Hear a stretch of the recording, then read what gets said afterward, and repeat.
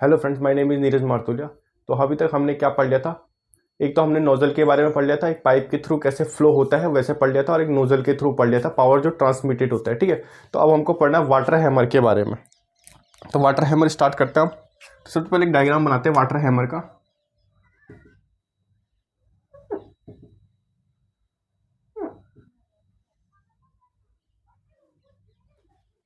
ठीक है, ये वाटर हैमर का कुछ डायग्राम है।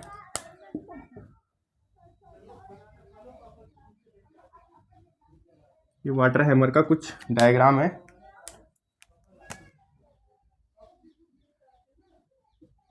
ये क्या है हमारे पास? ये वॉल्व है। ठीक है, ये वॉल्व है। ये क्या है हमारे पास? वॉल्व है। ठीक है, ये हमारे पास वॉल्व है। ये हमारे पास टैंक है।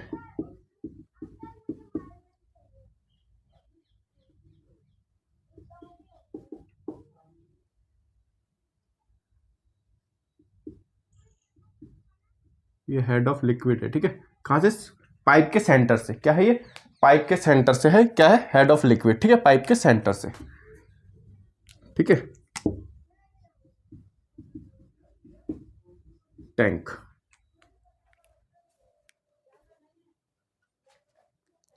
तो ठीक है, तो सबसे पहले इसमें लिखना, ये पेपर में आया हुआ है।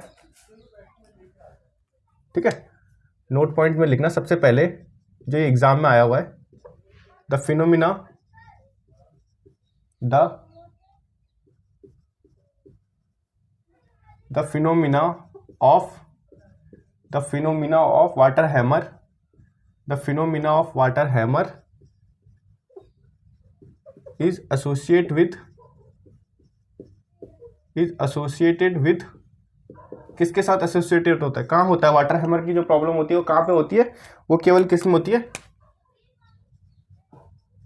पाइप्स में। ठीक है, वाटर हैमर की जो प्रॉब्लम होती है वो किस में होती है? केवल पाइप्स में। ठीक है, तो ये कहाँ पूछा गया था? ये पूछा गया था हमसे Orissa public service commission assistant engineer 2011 के पेपर में। ठीक है, ये पूछा गया था हमसे। तो अब डेफिनेशन लिखते हैं हम जरा। ठीक है, अब डेफिनेशन लिखते हैं।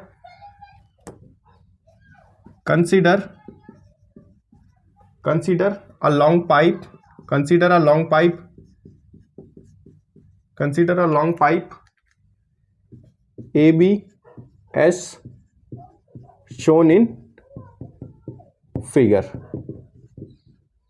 ठीक है, क्या हुआ? ये कंसीडर क्या? ये क्या है हमारे पास? एक लॉन्ग पाइप है। ठीक है, ये क्या हमारे पास? एक लॉन्ग पाइप है। ठीक है, ये क्या हमारे पास? एक लॉन्ग पाइप है। ठीक है, कौन सी? ए और बी तक हमारी क्या है? लॉन्ग पाइप है। ठीक है, फिर लिखना long pipe connected at one end connected at one end to the tank to a tank containing water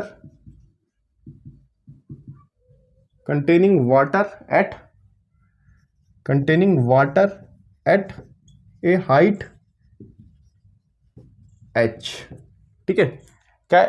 जो एक लॉन्ग पाइप है, उसका जो एक सिरा है, वो किससे कनेक्ट है? टैंक के साथ कनेक्ट है। ठीक है, ये हमारा क्या है? टैंक के साथ कनेक्टेड है हमारे लॉन्ग पाइप का एक सिरा। ठीक है, अब वो क्या बोल रहा है? Connected to the one in the water at the height H. जो इसमें वाटर है वो कितना है? हाइट एच तक है। ठीक है, हाइट एच तक है वाटर इसमें। ठीक है, height H from the centre of pipe. कहां से? पाइप के सेंटर से। ठीक है, पाइप के सेंटर से ऊपर तक। ठीक है, क्या है? वो एच है हमारे पास, from the centre of the pipe. At the other end लिखना आगे, eight the other and.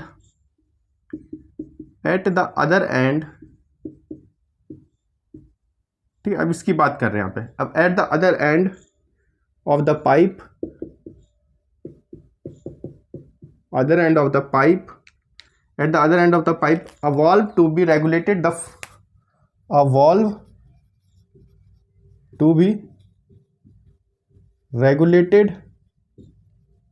a flow of fluid। Regulate of flow of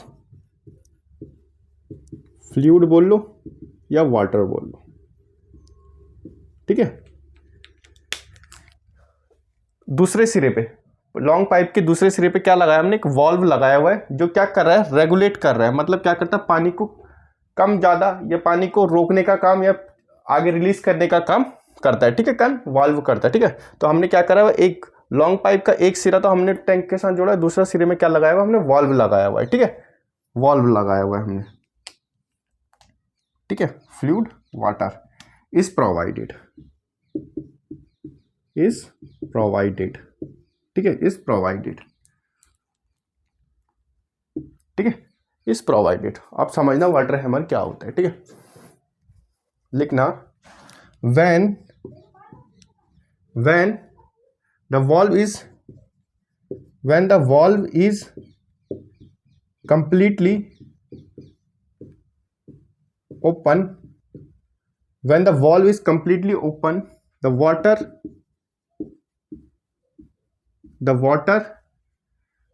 is flowing with a velocity with A velocity v, ठीक है। क्या होगा, जब ये valve खुला हुआ होगा, तो पानी क्या करेगा, इसके अंदर रेगुलेट करेगा, ठीक है। पानी आगे बढ़ता रहेगा, किसके साथ, एक वेलोसिटी के साथ, ठीक है। एक वेलोसिटी के साथ पानी क्या करता रहेगा, आगे बढ़ता रहेगा लॉन्ग पाइप में। जब ये वॉल्व ओपन होगा, फुली ओपन होगा, ठीक है, जब ये वॉल्व फुली ओपन होगा, ठीक है, completely open, the water flowing with the velocity v in the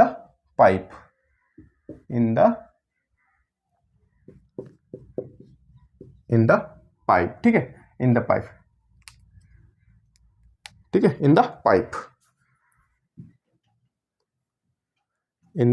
ठीक है। अब लिखना,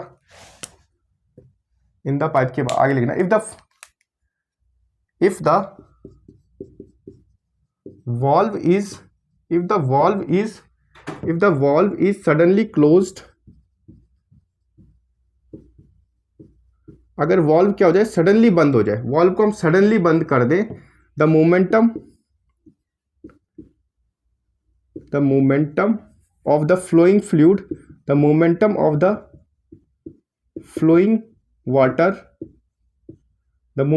the flowing water will be destroyed,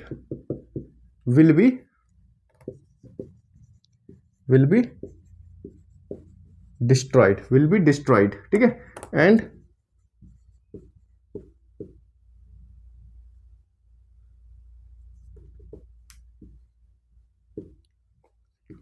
and consequently a wave of high pressure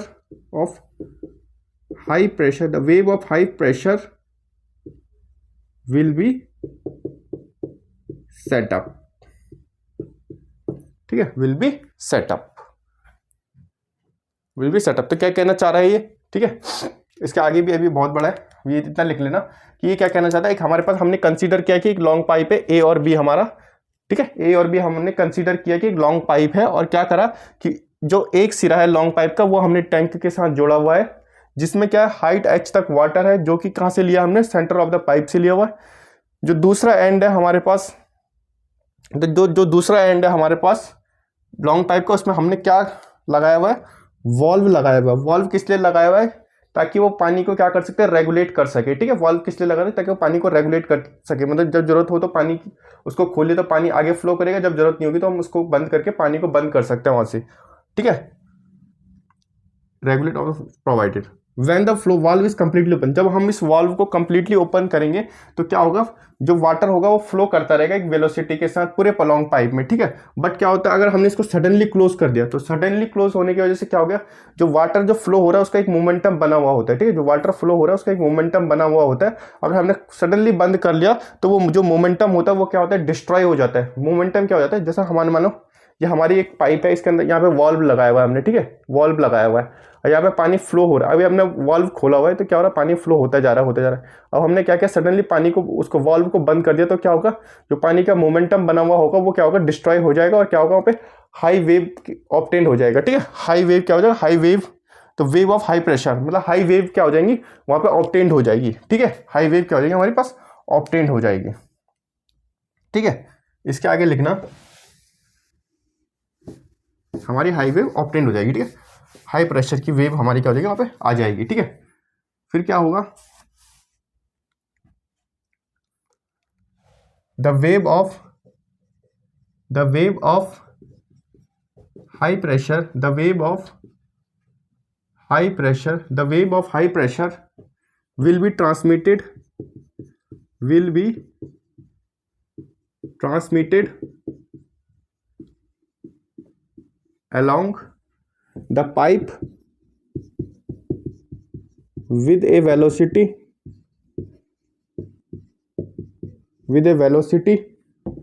equal to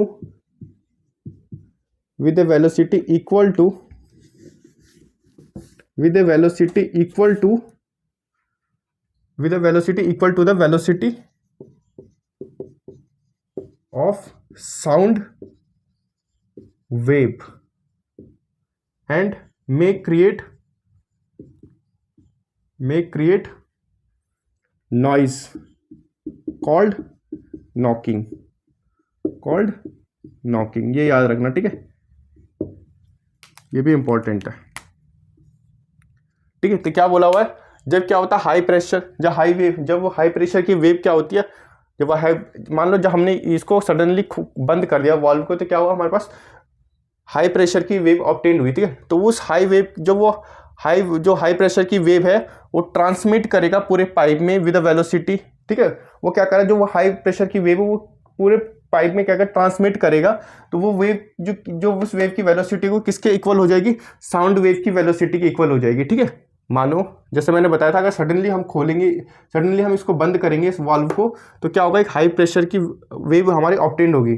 तो जब वो हाई प्रेशर की वेव ट्रांसमिट होगी पूरे पाइप में, जब वो हाई प्रेशर की वेव क्या होगी, ट्रांसमिट होगी पूरे पाइप में, ठीक है। जो उसकी वेलोसिटी होगी, जो उस हाई प्रेशर वेव की वेलोसिटी होगी, वो किसके इक्वल हो जाएगी, साउंड वेव की इक्वल हो जाएगी।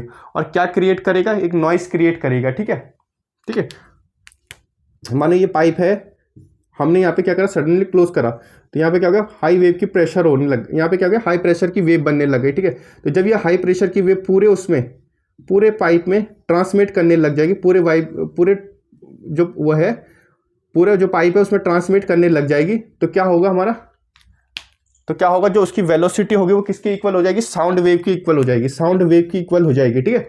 जो उसकी वेलोसिटी है वो साउंड वेव की वेलोसिटी के इक्वल हो जाएगी, और क्या क्रिएट करेगी, एक नॉइस, मतलब शोर उत्पन्न करेगी, नॉइज उत्पन्न करेगी। तो उसी चीज को क्या बोलते हैं, नॉकिंग कहते हैं, ठीक है। ये याद रखना, नॉकिंग क्या कहते हैं, जब हाई प्रेशर की वेव क्या होती है, हाई प्रेशर की वेव जब पाइप में ट्रांसमिट होती है तो उसकी जो वेलोसिटी होती है वो साउंड वेव की वेलोसिटी के बराबर हो जाती है और नॉइस क्रिएट करती है। उसी को हम क्या कहते हैं, नॉकिंग कहते हैं, ठीक है।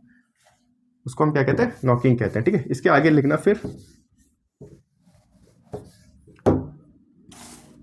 Also this wave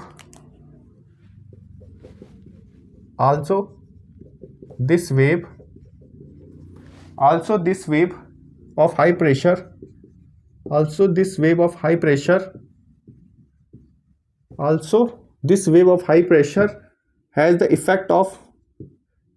effect of hammering action,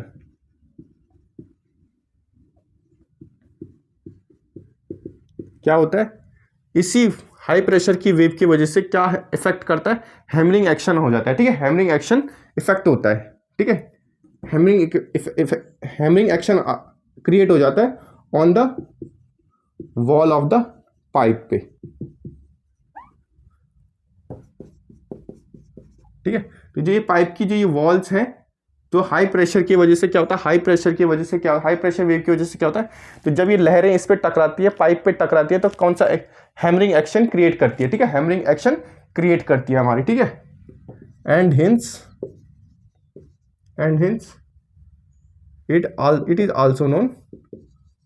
it is also known as water hammer, ठीक है। And it is also known as water hammer, मतलब क्या कह रहा है, अब दोबारा से सुना, सिंपल सी चीज है। क्या हुआ, हमने एक लॉन्ग पाइप को कंसीडर किया ए बी, ठीक है। ए सिरा हमारा टैंक के साथ जुड़ा हुआ था, बी सिरे में हमारा वॉल्व लगा हुआ था, ठीक है। ए सिरे में क्या था, इस साइड क्या था, हमारे टैंक में क्या था, पाइप के सेंटर से लेकर टॉप सरफेस तक क्या थी हमारे पास, हेड ऑफ लिक्विड थी, ठीक है। हेड ऑफ वाटर था हमारा, वाटर भरा हुआ था।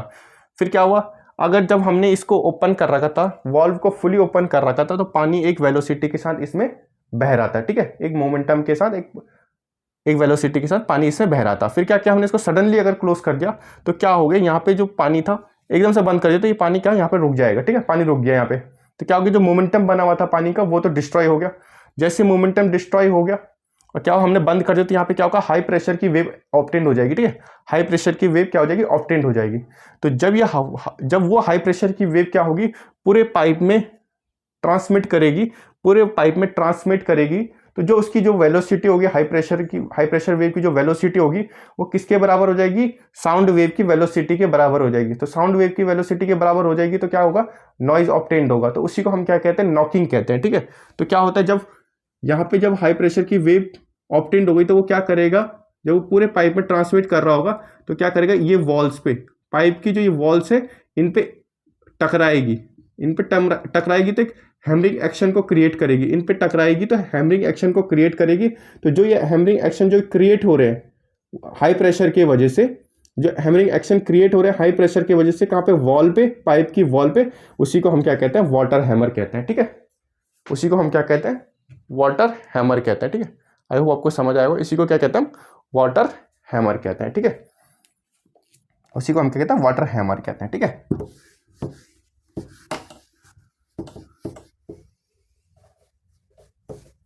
आगे लिखना, ये पूछा गया है पेपरों में, the pressure rise due to,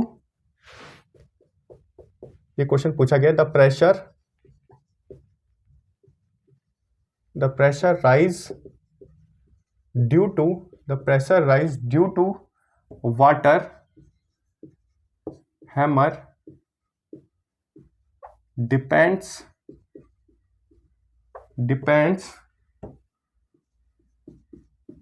upon, ठीक है, डिपेंड्स अपॉन किस पे, जो प्रेशर राइज हो रहा है ड्यू टू वाटर हैमर की वजह से जो प्रेशर राइज हो रहा है वो किस चीज पे डिपेंड करता है, ठीक है। पहला करता है वो velocity of flow of water in pipe, the velocity of flow of water, the velocity of flow of water in pipe, ठीक है। दूसरा वो करता है लेंथ ऑफ पाइप पे, दी लेंथ ऑफ पाइप पे, ठीक है। सी वो करता है time taken to close the valve, कितना टाइम लिया उसने वॉल्व क्लोज करने के लिए, उससे भी हमारा क्या होता है, pressure rise due to water hammer depend करता है, ठीक है। और डी, ये बहुत बार एग्जाम में पूछा गया तो ये याद रखना, elastic properties of the material, elastic property of the material of the pipe, ठीक है। तो जो प्रेशर राइज होता है ड्यू टू वाटर हैमर की वजह से जो प्रेशर राइज होता है वो किन किन चीजों पर डिपेंड करता है, एक तो वेलोसिटी ऑफ फ्लो, मतलब उस पाइप के, मतलब इस पाइप के अंदर कितनी वेलोसिटी के साथ क्या हो रहा है, वाटर फ्लो हो रहा है, ठीक है। दूसरी कि इस पाइप की लेंथ कितनी है, इस पाइप की लेंथ कितनी है। तीसरी, हमने वॉल्व को क्लोज करने के लिए कितना टाइम लिया, उस पर भी डिपेंड करेगी।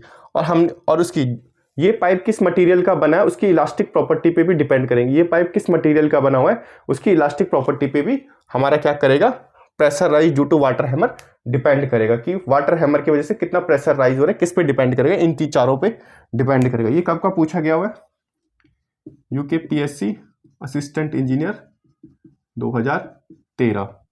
फिर ये पूछा गया Gujarat public service commission assistant engineer 2019। फिर ये पूछा गया नागालैंड असिस्टेंट इंजीनियर 2017। फिर ये पूछा गया यूकेपीएससी असिस्टेंट इंजीनियर 2007। फिर ये पूछा गया राजस्थान जेईएन डिग्री 2016। फिर ये पूछा गया यूपीपीएससी असिस्टेंट इंजीनियर 2004 में। ठीक है, इतने बार ये क्वेश्चन पूछा गया तो ये इंपॉर्टेंट बहुत ज़्यादा है, तो ये याद रखना। स्टेटमेंट में पूछेगा कि जो प्रेशर राइज होता है ड्यू टू वाटर हैमर वो किस किस चीज़ पे डिपेंड करता है। जो प्रेशर राइज होता है वाटर हैमर की वजह से वो किस किस पे डिपेंड करता है। सबसे पहले इस पाइप के अंदर कितनी वेलोसिटी के साथ वाटर फ्लो हो रहा है, इस पाइप के अंदर कितनी वेलोसिटी के साथ वाटर फ्लो हो रहा है, वो उस पहली बात उस पर डिपेंड करेगा। दूसरा, ये पाइप की लेंथ कितनी है उस पर डिपेंड करेगा। तीसरी बात, हमने वॉल्व को क्लोज करने के लिए कितना टाइम लिया उस पर भी डिपेंड करेगा। चौथी बात क्या, ये जो पाइप है किस मटेरियल की बनी है उसकी इलास्टिक प्रॉपर्टी पे भी डिपेंड करेगा। ठीक है, ये पूछा हुआ हमारे पास।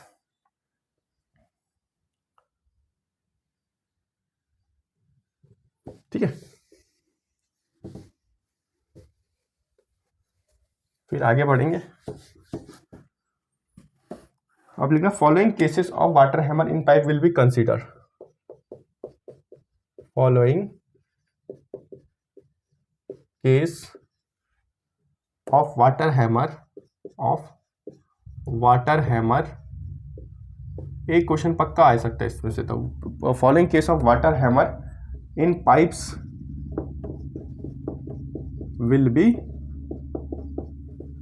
कंसीडर्ड। ठीक है, पहला लिखना ग्रेजुअल क्लोजर ऑफ वॉल्व, मतलब हम वॉल्व को क्या कर रहे हैं, धीरे धीरे से बंद कर रहे हैं। हम क्या कर रहे हैं, वॉल्व को धीरे धीरे से बंद कर रहे हैं। ठीक है, दूसरी बात, sudden closure of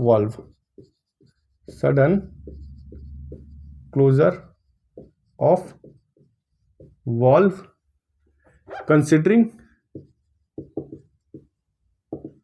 pipe is rigid.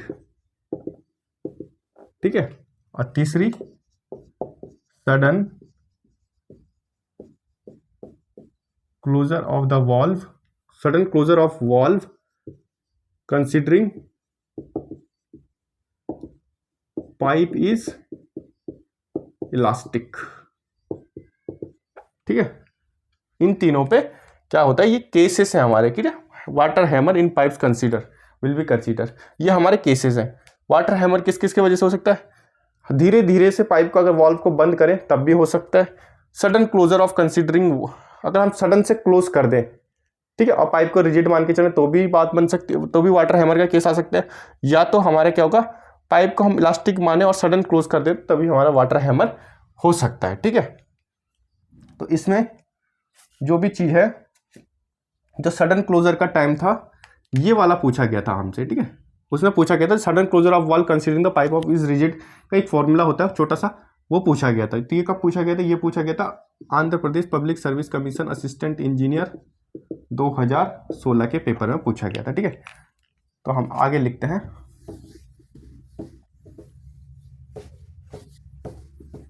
सबसे पहले लिखना gradual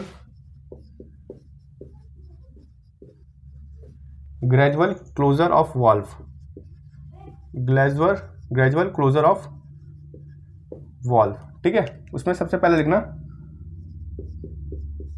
the valve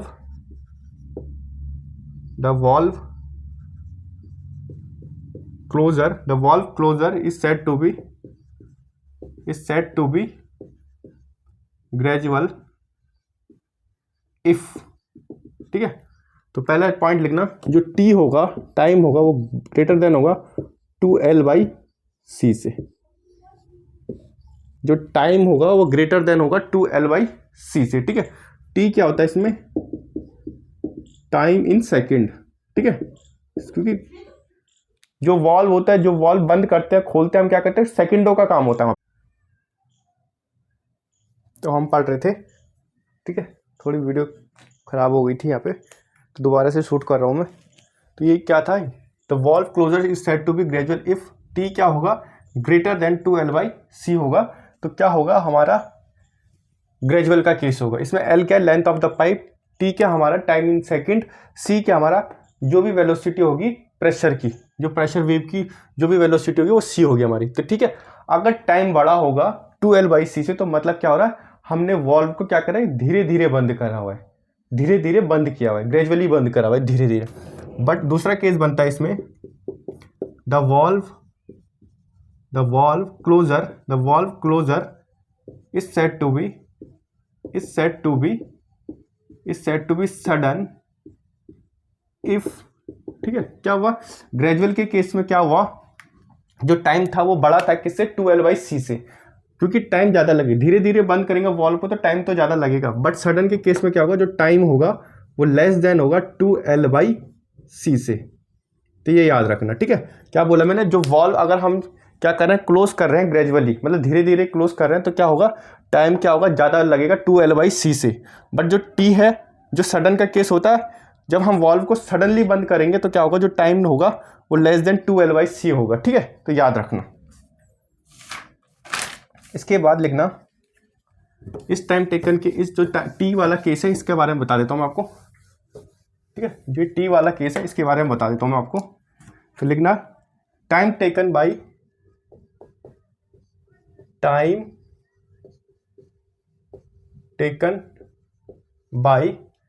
pressure wave, time taken by pressure wave to travel from valve to tank and from tank to valve. क्या बोल रहा है, ये बोल रहा है इसमें कि कितना टाइम लगा प्रेशर वेव को क्या करने में। जैसे मानो ये हमारा टैंक है, ये हमारा टैंक है, ये पाइप लगी हुई है, ये हमारा वॉल्व है। तो अगर हमने इसको सडनली बंद कर दिया तो क्या होगा, हाई प्रेशर वेव जनरेट होगी। इसकी वजह से क्या होता है, वाटर हैमर होता है, वाटर हैमर का इफेक्ट होता है। दूसरी चीज हमने याद रखनी है, तो जब हाई प्रेशर वेव की जो वेलोसिटी होती है वो साउंड वेव की वेलोसिटी के बराबर हो जाती है, तो उसको क्या बोलते हैं हम, नॉकिंग, क्योंकि वहां पर नॉइज हो जाती है, ठीक है। जैसे देखा होगा आपने, कोई लंबे से पाइप में क्या करना, एकदम से सडन से बंद कर देना उसको वॉल्व को, तो क्या होगा, एक आवाज सी, सड़सड़ाहट की आवाज सी आती है, ठीक है। तो क्या बोल रहा है, इस वाली चीज में बोल रहा है कि कितना टाइम लगा वॉल्व से पानी की वेव को वापस आने में, और इसी वेव को फिर यहां से दोबारा वॉल्व तक जाने में कितना टाइम लगा, ठीक है। इसकी बात कर रहा है, ठीक है, इसकी बात कर रहा है, ठीक है। तो टी मतलब होगा इसमें टाइम रिक्वायर्ड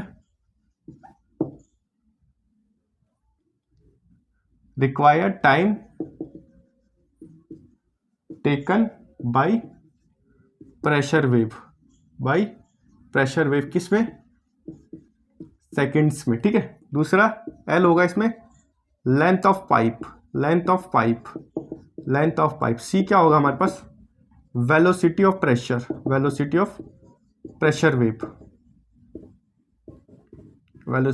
वेव। अब देखो क्या बोल रहा है, तो क्या बनेगा इसका बनता है T इक्वल्स टू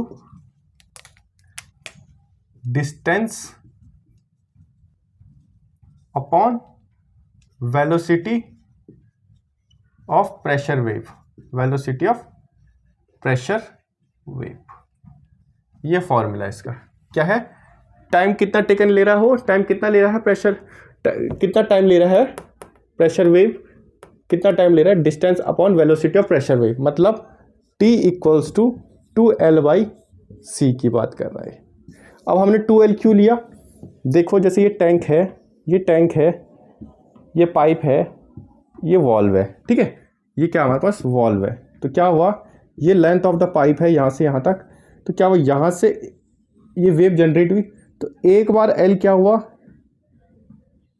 टैंक तक, और दूसरा क्या हुआ टैंक से फिर ये वॉल्व तक जा रही है दोबारा से वेव, तो दो टाइम, तो इस वजह से कितना लेंथ लिया हमने, 2 लेंथ लिया, 2 टाइम्स ऑफ लेंथ, ठीक है, अपॉन सी क्या है, वेलोसिटी ऑफ प्रेशर वेव, ठीक है। इस वजह से हमने ये लिया, ठीक है। तो ये फॉर्मूला बनता है टाइम का, ठीक है। और दूसरी चीज़ हमको जो याद रखनी है कि क्या अगर हमारे पास ग्रेजुअल का केस होगा, तो टाइम क्या होगा, ग्रेटर लगेगा 2L/c से, ठीक है। और अगर सडन का केस होगा तो जो टाइम होगा वो कम लगेगा 2L/c से। ठीक है, तो ये याद रखने वाली चीज़ें है, इनको याद रखना अच्छे से। ठीक है, फिर उसके बाद एक क्वेश्चन है जो एग्जाम में पूछा गया है। ठीक है, ये बहुत इंपॉर्टेंट क्वेश्चन है, तो इसको भूलना नहीं है। ठीक है, इसको बिल्कुल नहीं भूलना है इस क्वेश्चन को, तो याद रखना। अब हमने पता तो चल गया वाटर हैमर कैसे होता है, किस वजह से होता है, हमको पता चल गया। वाटर हैमर मतलब जो वो वेव जब उस पर टकरती है ना, जब वेव, जो ये पाइप मानो, जब ये हाई प्रेशर वेव जब इस पाइप के वॉल पे टकराएगी तो क्या होगा, एक हैमरिंग एक्शन जनरेट होगा। उस हैमरिंग एक्शन को ही हम क्या बोलते हैं, वाटर हैमर प्रेशर, उसको बोलते हैं वाटर हैमर। ठीक है, तो नोट लिखना एक, ये पेपर में पूछा गया है, water hammer pressure. Water hammer pressure, जो वाटर हैमर प्रेशर होता है, water hammer pressure can be reduced by, किस तरीके से हम उसको कम कर सकते हैं, किसको, वाटर हैमर प्रेशर को। तो ये पूछा गया हमसे,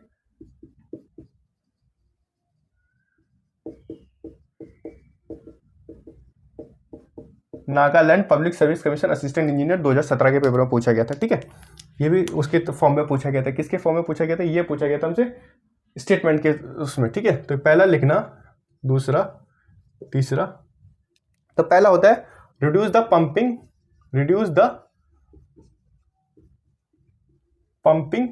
velocity. Reduce the pumping velocity का मतलब, जैसे ये पाइप है, मानो ये पाइप है, इसमें क्या करें, अगर हम वाटर की जिसमें वाटर फ्लो हो रहा है उसकी वेलोसिटी को कम कर दें। अगर मानो बहुत तेज वेलोसिटी से पानी जा रहा है, मानो ये पाइप है, अगर इसमें बहुत तेज से वेलोसिटी से पानी जा रहा है, तो अगर हमने सडन क्लोज कर दिया तो क्या होगा, एकदम से हाई प्रेशर वेव जनरेट हो जाएगी। ठीक है, हाई प्रेशर वेव जनरेट हो जाएगी। बट अगर यही पाइप है, इसमें हमने धीरे धीरे हल्के से पानी छोड़ा है और सडनली बंद भी कर दिया, तो ज़्यादा वेव की प्रेशर बनेगी नहीं, ज़्यादा प्रेशर की वेव जनरेट ही नहीं होगी। ठीक है, इस वजह से क्या बोल रहा है, अगर हम क्या कर दें, पंपिंग, ये पानी की वेलोसिटी को हम क्या कर दें, कम कर दें, तो क्या होगा, हमारा वाटर हैमर प्रेशर रिड्यूस हो सकता है। दूसरा कह रहा है, अगर हम क्या यूज करें, use the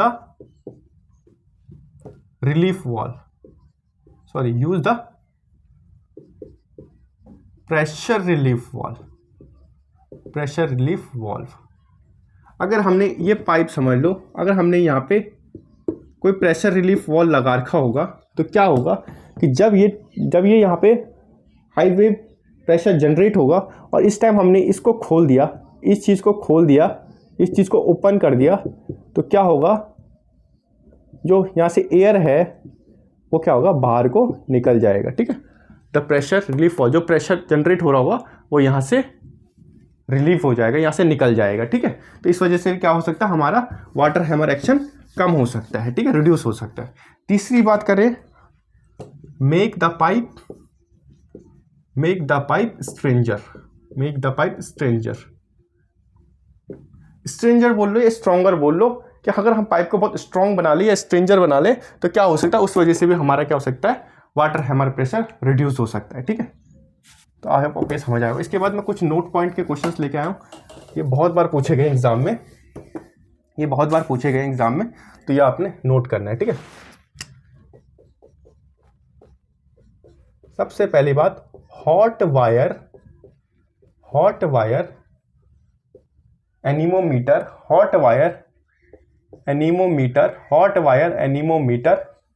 is used for measuring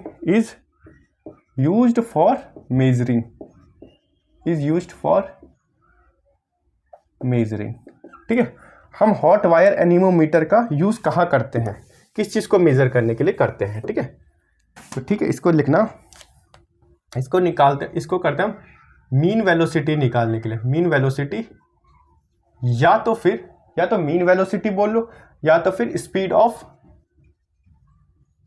fluid. तो हम हॉट वायर एनीमोमीटर का यूज किस लिए करते हैं, मेजर करने के लिए, किसको, फ्लूइड की मीन वेलोसिटी को मेजर करने के लिए, या फ्लूइड की स्पीड को मेजर करने के लिए। ठीक है, या तो विंड की बात भी हो सकती है यहाँ पे। मतलब विंड की मीन वेलोसिटी निकालने के लिए, विंड की स्पीड निकालने के लिए, या फ्लूइड की मीन वेलोसिटी या स्पीड निकालने के लिए हम हॉट वायर एनीमोमीटर का यूज़ कर सकते हैं। ठीक है, ये पूछा गया था हमसे Gujarat public service commission assistant engineer 2017 के पेपर में। दूसरी बात, दूसरा क्वेश्चन है pipe friction factor, pipe friction factor, pipe friction factor जिसको हम क्या बोलते हैं, स्मॉल एफ बोलते हैं, इज ए क्या होता है ये पाइप फ्रिक्शन फैक्टर? क्या होता है? डायमेंशनलेस नंबर होता है। क्या होता है? Dimensionless number. ठीक है, ये याद रखना। क्या होता है? पाइप फ्रिक्शन फैक्टर जो एफ होता है वो क्या होता है? हमारा डायमेंशनलेस नंबर होता है। ये कब पूछा गया था? ये पूछा गया था हमसे Lucknow metro rail corporation assistant manager 2015 के पेपर में पूछा गया था। मतलब जैसे हमने पढ़ा हुआ है H F equals to Darcy Weisbach formula पढ़ा था हमने। क्या पढ़ा था? 4FLV² तो जो ये एफ है, ये एफ है, इसकी बात कर रहे हैं। ये क्या है हमारे पास? Dimensionless number. मतलब इसका एम भी 0 होगा, एल भी 0 होगा और टी भी 0 होगा। ये भी याद रखना। ठीक है, एम भी 0 होगा, एल भी 0 होगा और टी भी 0 होगा इसका। ठीक है, तो ये याद रखना, एम भी 0 होगा, एल भी 0 होगा, टी भी 0 होगा इसका। ठीक है, उसके बाद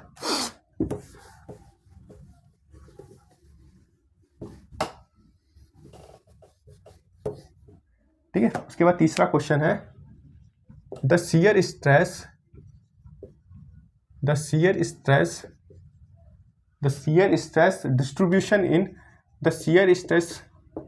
डिस्ट्रीब्यूशन इन viscous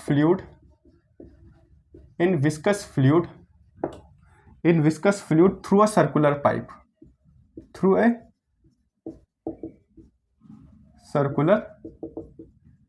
ठीक है, ये पूछा गया था हमसे Haryana public service commission assistant engineer 2018 में पूछा गया था आपसे। ठीक है, ये क्या बोला? The shear stress distribution, viscous fluid का शियर स्ट्रेस डिस्ट्रीब्यूशन, मतलब टाउ की बात कर रहा है, ये टाउ की बात कर रहा है। तो ये पूछ रहा है the shear stress distribution in viscous fluid का शियर स्ट्रेस डिस्ट्रीब्यूशन कैसा होगा सर्कुलर पाइप में। ठीक है, तो आप देखना, मान लो ये कोई सर्कुलर पाइप है हमारे पास। ठीक है, ये क्या हमारे पास सर्कुलर पाइप है। तो जो इसका डिस्ट्रीब्यूशन बनेगा, जिसका शियर स्ट्रेस डिस्ट्रीब्यूशन बनेगा वो कुछ इस तरीके से बनेगा जी। ठीक है, कुछ इस तरीके से हमारा बनेगा। ठीक है, कुछ इस तरीके से हमारा शियर स्ट्रेस डिस्ट्रीब्यूशन बनेगा इसका। ठीक है, तो यहाँ पे क्या होगा, इस पॉइंट पे क्या होगा, हमारा शियर स्ट्रेस डिस्ट्रीब्यूशन मैक्सिमम रहेगा, टाउ मैक्स रहेगा। ठीक है, टाउ मैक्स रहेगा। और यहाँ पे भी और ऊपर के पॉइंट पे भी हमारा क्या रहेगा, शियर स्ट्रेस डिस्ट्रीब्यूशन जो होगा वो मैक्सिमम रहेगा, मतलब टाउ मैक्स रहेगा। और यहाँ पे इस पॉइंट पे मिडल पे वॉल पे क्या है, मैक्सिमम है। और सेंटर पे क्या होगा, सेंटर की बात करें, टाउ क्या हमारा 0, मतलब मिनिमम है हमारा। तो क्या बोला, तो shear stress distribution in viscous fluid through a circular pipe कैसा होगा, minimum at centre and maximum at wall. ठीक है, याद रखना कि जो शियर स्ट्रेस डिस्ट्रीब्यूशन है किसका, विस्कस फ्लूइड का, किसमें, सर्कुलर पाइप पे। ठीक है, याद रखना जो शियर स्ट्रेस डिस्ट्रीब्यूशन है विस्कस फ्लूइड का किसमें, सर्कुलर पाइप में, वो क्या होता है, मिनिमम होता है। जो टाउ की बात कर रहे हैं, टाउ क्या होता है, मिनिमम होता है सेंटर पे, और मैक्सिमम होता है टाउ कहाँ पे, वॉल पे। ठीक है, पाइप के वॉल पे। तो ये आपको समझ आ गया होगा। ठीक है, फिर इसके बाद एक क्वेश्चन आता है, फिर एक चौथा क्वेश्चन आता है। ये पूछा गया है लो डिस्चार्ज, ये नॉट से है question, low discharge are effectively measured by, मतलब इसका क्वेश्चन का सिंपल सा फॉर्म है कि अगर हमको लो डिस्चार्ज को मेजर करना हो तो हम कौन से नॉच का यूज करेंगे, किसका यूज करेंगे जी, रेक्टेंगुलर का यूज करेंगे, ट्रायंगुलर का यूज करेंगे, या हम ट्रेपेजोइडल का यूज करेंगे। किसका यूज करेंगे, हम करेंगे ट्रायंगुलर नॉच का। ठीक है, ट्रायंगुलर नॉच का यूज करेंगे हम। किसका यूज करेंगे, हम यूज करेंगे हम यूज़ करेंगे जी ट्रायंगुलर नॉच, या इसको हम क्या बोलते हैं, वी नॉच। ठीक है, अगर हमको लो डिस्चार्ज को मेजर करना हो तो हम किसका यूज़ करेंगे, ट्रायंगुलर नॉच या वी नॉच का यूज़ करेंगे हम। ठीक है, इसको बोलते हैं हम, क्या बोलते हैं इसको, बोलते हैं हम, ये आया था हमारा Tamil Nadu public service commission assistant engineer 2019 में। ठीक है, फिर एक क्वेश्चन और है कि velocity of flow at a particular point is reduced to zero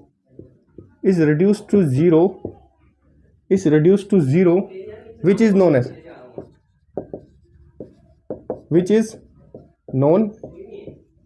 ये पूछा गया था तमिलनाडु पब्लिक सर्विस कमीशन 2019 के असिस्टेंट इंजीनियर के पेपर में। क्या पूछा गया था कि जो वेलोसिटी ऑफ फ्लो, मतलब अगर ये कोई पानी बह रहा है, इसका वेलोसिटी किसी पॉइंट पे जाके जीरो हो जाए, ये कोई पानी बह रहा है, इसका जो वेलोसिटी है वो किसी पॉइंट पे जाके जीरो हो जाए, तो उस पॉइंट को क्या बोलेंगे, उस पॉइंट को हम क्या बोलेंगे, उस पॉइंट को हम बोलेंगे स्टैग्नेशन पॉइंट। उस पॉइंट को हम क्या बोलेंगे, स्टैग्नेशन पॉइंट। उस पॉइंट को क्या बोलेंगे हम, स्टैग्नेशन पॉइंट। मतलब किसी पॉइंट पे, जैसे ये v वेलोसिटी से पानी फ्लूइड क्या हो रहा है, फ्लो हो रहा है, और किसी पॉइंट पे जाके क्या हो गई, वेलोसिटी जीरो हो गई, तो उस पॉइंट को जहाँ पे वेलोसिटी जीरो हुई तो उसको क्या बोलेंगे, स्टैग्नेशन पॉइंट बोलेंगे। क्या बोलेंगे, स्टैग्नेशन पॉइंट बोलेंगे। ठीक है, उसके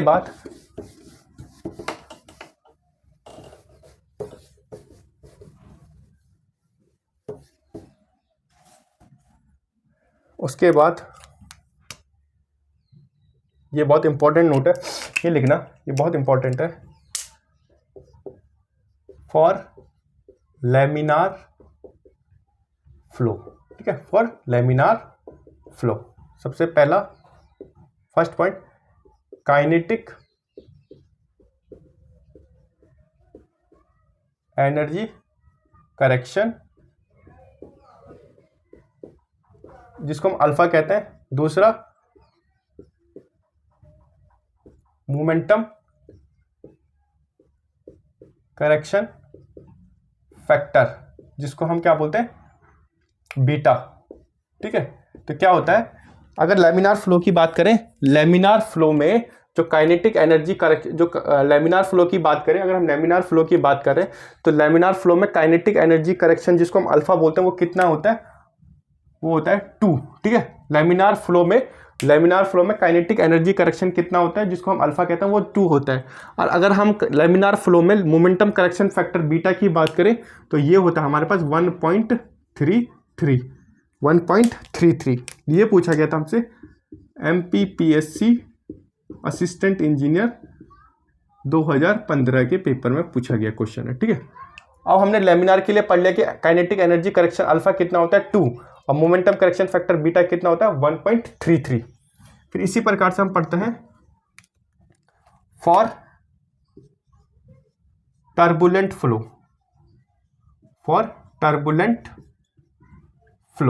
अगर टर्बुलेंट फ्लो की बात करें तो याद रखना, टर्बुलेंट फ्लो में kinetic energy correction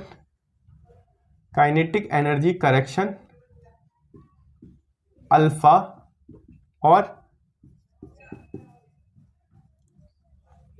momentum correction factor जिसको हम बीटा कहते हैं, उनकी वैल्यू क्या होती है। तो याद रखना, टर्बुलेंट फ्लो में जो काइनेटिक एनर्जी करेक्शन अल्फा की वैल्यू होती है वो होती है 1, और जो मोमेंटम करेक्शन फैक्टर बीटा होती है उसकी वैल्यू होती है 1.2। ठीक है, ये हो गया हमारा टर्बुलेंट फ्लो के लिए।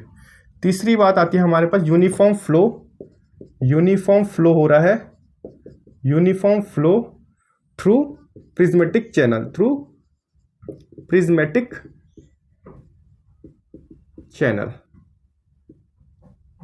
ठीक है, क्या हो रहा है, यूनिफॉर्म फ्लो हो रहा है, किसके थ्रू, प्रिज्मेटिक चैनल के थ्रू। उस टाइम पे हमारे पास kinetic energy correction kinetic energy correction alpha और मोमेंटम करेक्शन फैक्टर बीटा की वैल्यू क्या होती है, ठीक है। तो इन दोनों केस में काइनेटिक, इन दोनों uniform flow through prismatic channel के केस में काइनेटिक एनर्जी करेक्शन और मोमेंटम करेक्शन फैक्टर 1 होती है, ठीक है। तो ये याद रखना कि अगर लैमिनार की बात करें तो काइनेटिक, यहाँ पे सी नहीं आएगा, सॉरी गलती से लिखते, तो याद रखना, तो लैमिनार फ्लो के केस में काइनेटिक एनर्जी करेक्शन फैक्टर की वैल्यू कितनी होती है, 2 होती है, और मोमेंटम करेक्शन फैक्टर की वैल्यू कितनी होती है, 1.33। टर्बुलेंट फ्लो के केस में काइनेटिक एनर्जी करेक्शन कितना होता है, 1 होता है, और मोमेंटम करेक्शन फैक्टर कितना होता है, 1.22। Uniform flow through prismatic channel है, उसमें क्या हो रहा है कि यूनिफॉर्म फ्लो हो रहा है, तो क्या होगा, काइनेटिक एनर्जी करेक्शन और मोमेंटम करेक्शन फैक्टर क्या होगा, 1 ठीक है। तो यहाँ तक अभी हमारा कितना हो गया, 95% FM कंप्लीट हो गई है, ठीक है, कंप्लीट हो गई हमारी, कंप्लीटेड। तो इसके बाद क्या बचा हमारे पास, एक चैप्टर और है वो बियोंसी एंड फ्लोटेशन वाला, इसके बाद वो वाला चैप्टर करेंगे, उसके बाद हमारा FM पूरी तरह से कंप्लीट हो जाएगा, ठीक है। फिर उसके बाद हम क्या करेंगे, सॉइल स्टार्ट करेंगे, अब थोड़े दिन में सॉइल को स्टार्ट करेंगे और सर्वे एक साथ स्टार्ट करेंगे, ठीक है। तो अगर आपको वीडियो अच्छी लगी हुई तो लाइक करना, शेयर करना, सब्सक्राइब करना, अपने दोस्तों तक शेयर करना। Thank you friend.